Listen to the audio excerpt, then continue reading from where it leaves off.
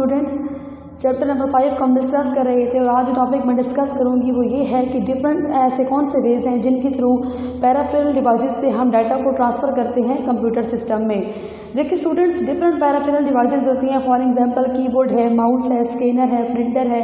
ये वो तमाम पेरिफेरल डिवाइसेस हैं जिनको यूज़ किया जाता है डाटा को ट्रांसफ़र करने के लिए कंप्यूटर सिस्टम में।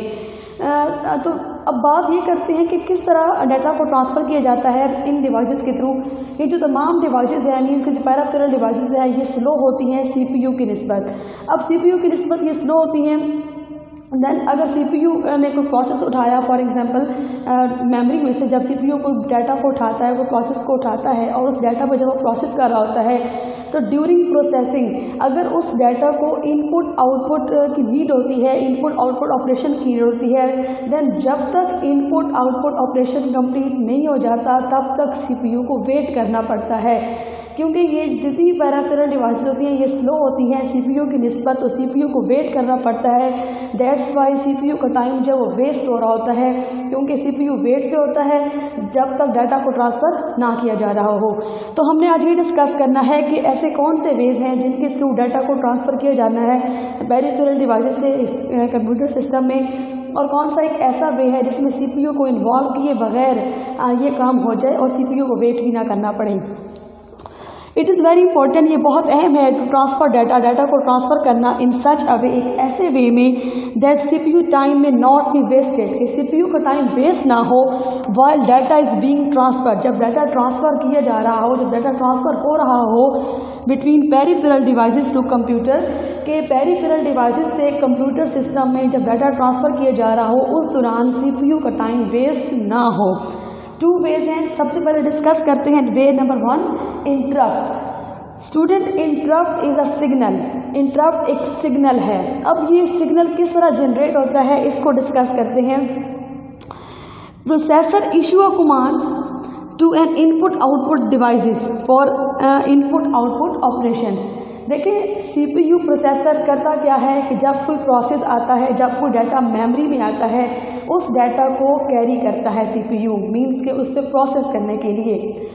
जब डाटा सीपीयू ने कैरी कर लिया और जब सीपीयू उस पर प्रोसेस कर रहा होता है तो ड्यूरिंग प्रोसेसिंग या ड्यूरिंग एग्जीक्यूशन, कि जब उस प्रोसेस पे, जब उस डाटा पे प्रोसेस हो रहा होता है तो प्रोसेस के दौरान अगर उस डाटा को इनपुट आउटपुट ऑपरेशन की नीड हो, मींस कि इनपुट की नीड हो, आउटपुट की नीड हो, देन सीपीयू क्या करता है, फिर सीपीयू इशू करता है कमांड। किसको कमांड इशू करेगा? इनपुट आउटपुट डिवाइसेस को। और क्यों करेगा? इनपुट आउटपुट ऑपरेशन के लिए। The device generates an interrupt signal to the processor when it becomes ready. अब स्टूडेंट, मैंने आपसे कहा कि जब सीपीयू को डाटा पे प्रोसेस हो रहा होता है, सीपीयू उस पर प्रोसेस कर रहा होता है, तो प्रोसेस के दौरान अगर डाटा को इनपुट या आउटपुट ऑपरेशन की नीड होती है, देन सीपीयू क्या करता है, फिर इनपुट आउटपुट डिवाइसेस को इशू करता है कमांड कि मेरे इस डाटा को क्या चाहिए, इनपुट चाहिए या आउटपुट। देन अब आउटपुट डिवाइसेस या इनपुट डिवाइसेस तक जब कमांड इशू होती है, देन उसके बाद होता क्या है, आप देखें, the device generates an interrupt signal. अब इनपुट आउटपुट डिवाइसेस के पास कमांड इशू होके गई, देन डिवाइस क्या करती हैं, जैसे डिवाइस इनपुट आउटपुट डिवाइस एक हार्डवेयर डिवाइस है, जब इनके पास कमांड जाती है सीपीयू की तरफ से तो ये एक सिग्नल जनरेट करती हैं और वो सिग्नल क्या होता है, इंटरप्ट। अब वो सिग्नल जनरेट किसको हो जाता है, मीन्स कि वो सिग्नल जो जनरेट करती हैं, मीन्स कि इनपुट आउटपुट डिवाइसेस जब सिग्नल जनरेट करती हैं तो वो सिग्नल जनरेट होके सीपीयू के पास जाता है कि, और ये क्यों जाता है, वो बताती हैं कि डिवाइस बिकम्स रेडी, कि डिवाइस जो है वो रेडी हो चुकी हैं इनपुट या आउटपुट के लिए।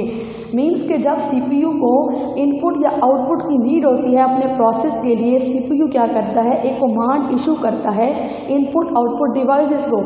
देन इनपुट आउटपुट डिवाइसेस के पास जब वो कमांड जाती है तो इनपुट आउटपुट डिवाइसेस एक सिग्नल जनरेट करती हैं और उस सिग्नल को हम इंटरप्ट का नाम देते हैं।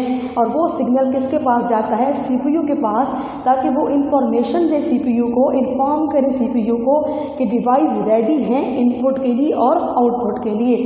स्टूडेंट फॉर एग्जांपल अगर मैंने आपसे कहा कि इनपुट डिवाइसेस हार्डवेयर डिवाइसेस हैं, कीबोर्ड की अगर एक सिंगल की भी प्रेस करते हैं तो भी इंटरप्ट जनरेट होता है, तो भी सिग्नल जनरेट होता है और सीपीयू को ये मैसेज आता है कि ये कीबोर्ड मीन्स कि जो इनपुट डिवाइस है वो रेडी है, आप उसे इनपुट ले सकते हैं।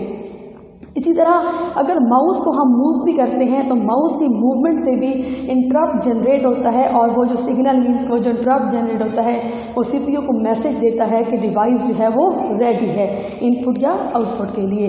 ये था इंटरप्ट। अब CPU suspend all other operations when it receives N interrupt. जब सीपीयू के पास इनपुट आउटपुट डिवाइस की तरफ से सिग्नल जाएगा कि सिग्नल में क्या जा रहा है कि डिवाइस रेडी है इनपुट के लिए आउटपुट के लिए, जैसे सीपीयू के पास सिग्नल जाता है मीन्स के इंटरप्ट जाता है, सीपीयू सस्पेंड सीपीयू रोक देता है ऑल अदर ऑपरेशन, बाकी तमाम के तमाम operation when it receives N interrupt, जब वो रिसीव करता है इंटरप्ट किनकी तरफ से, इनपुट आउटपुट डिवाइसेस की तरफ से। CPU then perform input output operation, फिर सीपीयू परफॉर्म करता है इनपुट आउटपुट ऑपरेशन मीन्स के इनपुट डिवाइसेस से वो डाटा को कैरी करके अपने पास लेके आता है और उससे प्रोसेस करता है या फिर वो डाटा जो है वो डिस्प्ले करवाता है आउटपुट डिवाइसेस पे। तो सीपीयू का यहाँ पे क्या हुआ, मैंने आपसे कहा कि सीपीयू ने रोक दिए बाकी सारे काम के, जैसे सीपीयू को इनपुट आउटपुट डिवाइसेस की तरफ से इंटरप्ट जनरेट होगा, सिग्नल जनरेट होगा, देन सीपीयू अपने बाकी के सारे प्रोसेस को रोक देगा और क्या करेगा, इनपुट आउटपुट ऑपरेशन को परफॉर्म करेगा। एडवांटेजेस देखें, it requires no additional hardware, इसमें किसी इजाफी हार्डवेयर की ज़रूरत नहीं होती क्योंकि इसमें सारा काम कौन परफॉर्म कर रहा है, CPU. It is simpler to implement, इसको लागू करना बहुत आसान है। डिसएडवांटेज इसके देखें, all other processing is suspended when CPU perform input output operation, कि जब सीपीयू परफॉर्म कर रहा होता है इनपुट आउटपुट ऑपरेशन तो वो बाकी सारे के सारे प्रोसेस सारे के सारे टास्क को रोक देता है, ये इसका एक डिसएडवांटेज है। मीन्स के तो सीपीयू वेट पे होते हैं, बाकी सारे प्रोसेस वेट पे होते हैं तब तक जब तक सीपीयू जो है ना वो फ्री ना हो जाए इनपुट आउटपुट ऑपरेशन से।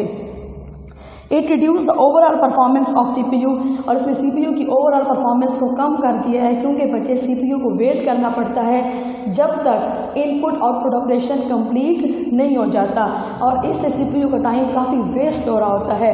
दैट्स वाई इंटरप्ट सिग्नल में इंटरप्ट जो वे है इसमें सीपीयू की परफॉर्मेंस थोड़ी कम हो जाती है, देन इसमें बाकी तमाम प्रोसेस रोक दिए जाते हैं जब तक CPU input output operation complete नहीं कर देता। देन है डीएमए। अब डीएमए डायरेक्ट मेमोरी एक्सेस में क्या होगा, it uses a hardware component, ये यूज़ करता है एक हार्डवेयर कंपोनेंट को और उसका नाम क्या है, डीएमए कंट्रोलर। मीन्स कि डीएमए एक हार्डवेयर कंपोनेंट यूज़ करता है जिसको हम डीएमए कंट्रोलर का नाम देते हैं। This scheme transfer data between memory and input output devices without involving CPU.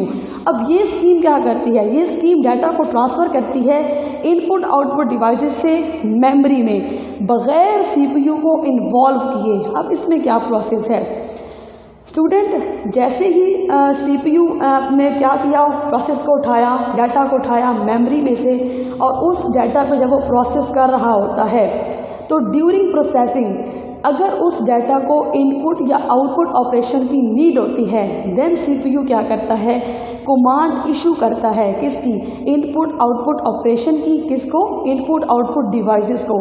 और कमांड इशू करने के बाद सीपीयू कोई और प्रोसेस उठा लेता है और दूसरे प्रोसेस पे वर्किंग स्टार्ट कर देता है।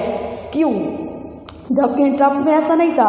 इंटरप्ट में ये था कि सीपीयू को वेट करना पड़ रहा था जब तक वो इनपुट आउटपुट ऑपरेशन कंप्लीट ना हो जाए, लेकिन यहाँ पे ये है कि जैसे ही सीपीयू रिक्वेस्ट भेजेगा इनपुट आउटपुट ऑपरेशन की देन सीपीयू वेट नहीं करेगा कि इनपुट आउटपुट ऑपरेशन को कंप्लीट करने का, मीन्स उसे वेट नहीं होगा, वो कोई और प्रोसेस उठा लेगा। और वो क्यों नहीं वेट करेगा ये अब डिस्कस करते हैं।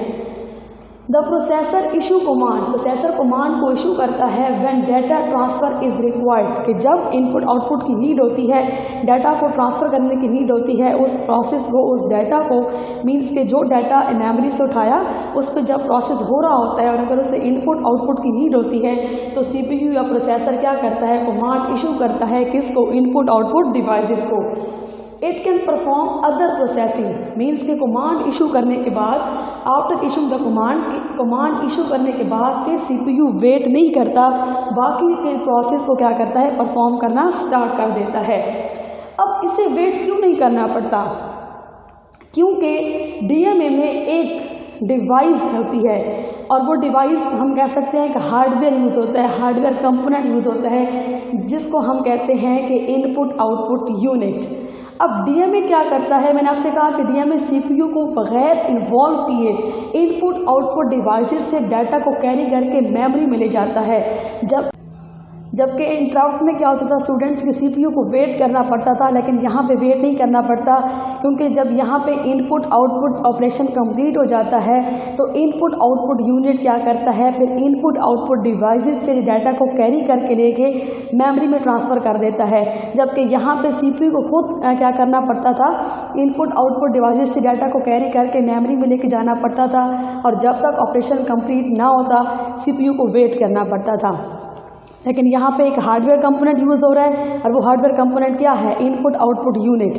यहाँ पे जब CPU इशू करता है कमांड, मींस के इनपुट आउटपुट की, देन वो कोई और प्रोसेस जो है ना वो परफॉर्म करना स्टार्ट कर देता है, और जब वो इनपुट आउटपुट ऑपरेशन कंप्लीट हो जाता है तो उसके बाद होता क्या है स्टूडेंट्स, कि जब इनपुट आउटपुट ऑपरेशन कंप्लीट हो जाता है फिर students input output unit issue करता है एक सिग्नल, किसको, CPU को, when data transfer is complete, कि जब डाटा ट्रांसफ़र कंप्लीट हो जाए, जब डाटा पे ऑपरेशन कंप्लीट हो जाते हैं, देन क्या होता है स्टूडेंट, देन फिर इनपुट आउटपुट यूनिट CPU को एक सिग्नल इशू करता है कि अब आप अपना प्रोसेस जो है ना ये कंप्लीट कर सकते हैं, ये इनपुट आउटपुट ऑपरेशन कंप्लीट हो चुका है।